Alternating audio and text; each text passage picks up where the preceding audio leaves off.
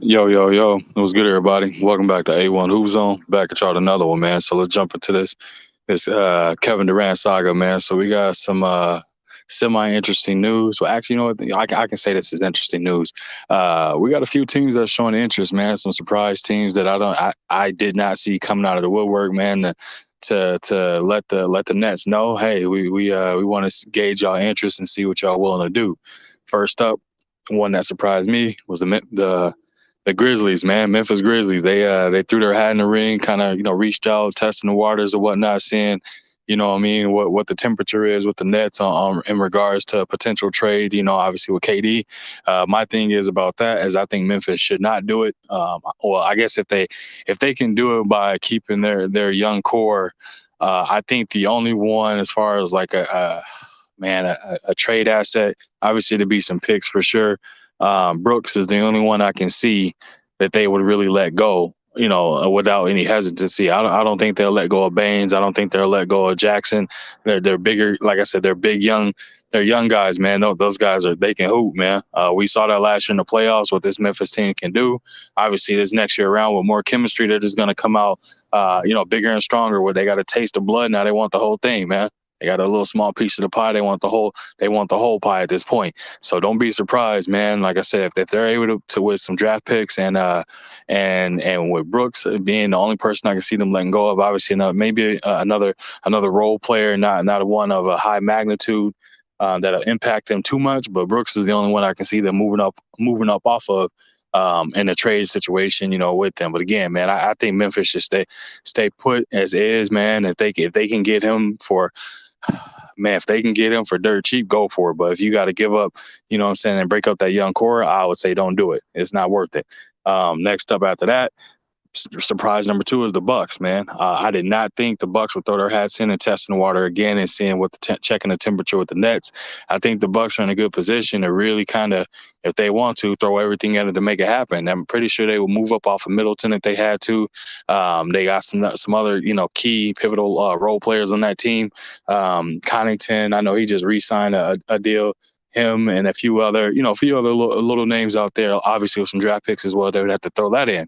But I think the Bucks, if they really wanted to do it, they could pursue it wholeheartedly. They would be obviously up to the Nets whether or not if they want to accept any kind of package deal that they can put together. But again, that was a surprise to me, man. I did not see that coming. Next up after that, we got the Denver Nuggets. Actually, let me double back to the Bucks. Could you imagine seeing Drew Holiday, 3-and-D point guard that truly is the embodiment of a point guard who can lock down and score. And then obviously you got the Greek Freak that's going to be playing right along with them. Like, could you imagine seeing KD and the Greek Freak, Lopez, the way that team is structured and how they play, with that length and everything, man? Could you imagine seeing KD on that team? That would be nuts.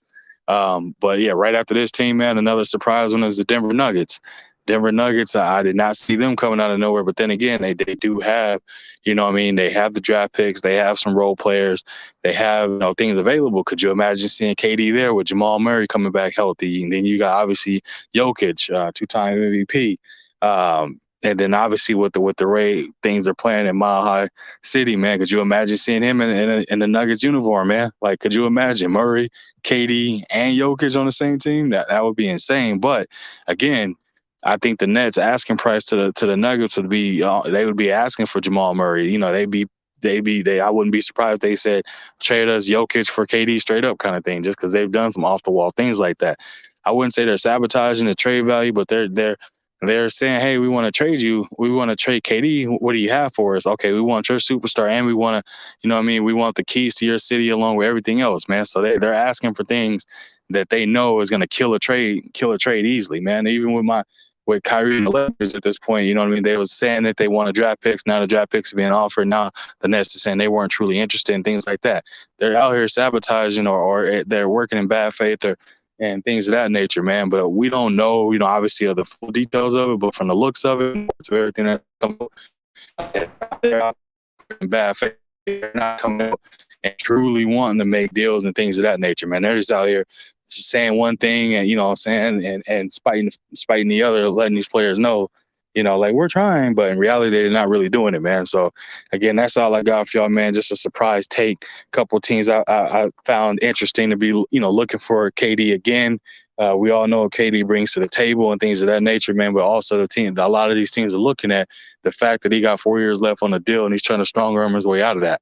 That's what a lot of teams are looking at, and hesitancy of the fact that he gave a list of teams. So you want to break up your team or give up all this, capital, and then come to find out he decided he wants to go to a different team. That's a hard, strong gamble to take, man. Hard, strong gamble. And on top of it, he's an aging superstar. No knock on him, anything like that. He's been hurt the last couple of years and things of that nature. Came back last year, obviously, showed that he still is KD of old. But then again, man, he's still getting older, and he's been kind of injury prone too. So I think a lot of teams are keeping these things in mind. But who wouldn't want to have, a player of that caliber on their team, at least if he fits into a system, like you have a good opportunity at winning the chip. Adding something like that is crazy. So that's all I got for you, man. I appreciate you stopping through to the zone. Leave a comment in the comment section. Let me know what you think. I'll be sure to respond to each and every comment. Also, if you wish to support the channel, that information will be flowing at the bottom of the screen. Otherwise, it'll be in the description of the video. I appreciate you stopping through to the zone, and I'll catch you guys on the flip side with another one, man.